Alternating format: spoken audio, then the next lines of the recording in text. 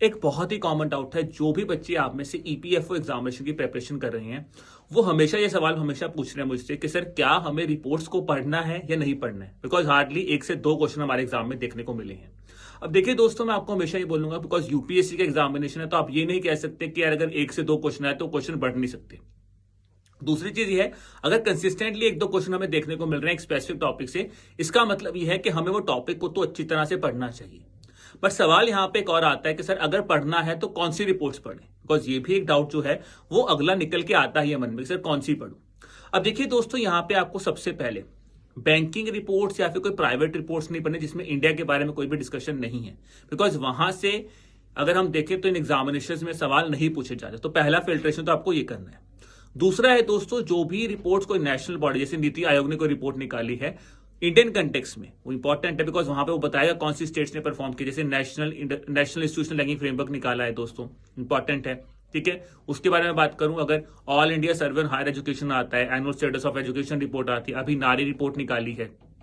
तो अगर इस तरह की रिपोर्ट्स है जो इंडिया ड्रिवन रिपोर्ट्स हैं, इंडिया स्पेसिफिक रिपोर्ट्स हैं, वो आपको थोड़ा सा हाई प्रायोरिटी पढ़नी है बिकॉज वहां पे सवाल आने के चांस थोड़े से ज्यादा है।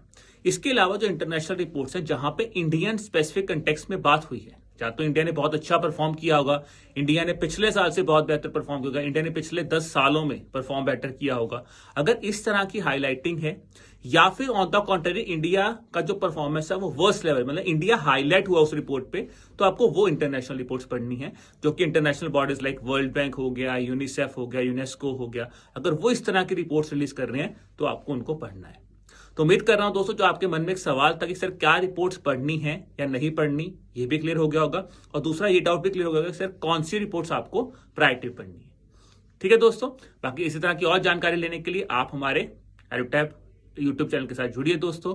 प्लस दोस्तों, अपनी प्रिपरेशन को जो है अब आपको जो है बहुत ज्यादा रैपिडली पेसअप करना है बिकॉज एग्जाम के लिए बहुत ज्यादा दिन नहीं बचे हैं। तो हर एक चीज को बहुत ध्यान से समझिए, बहुत ध्यान से करिए दोस्तों। और इसी कंटेक्स्ट में जो भी डाउट आता है आप हमसे पूछ सकते हैं, हमें ईमेल कर सकते हैं। हमारी ईमेल आईडी है hello@edutap.co.in। ठीक है जी, चलेगा, ऑल द बेस्ट।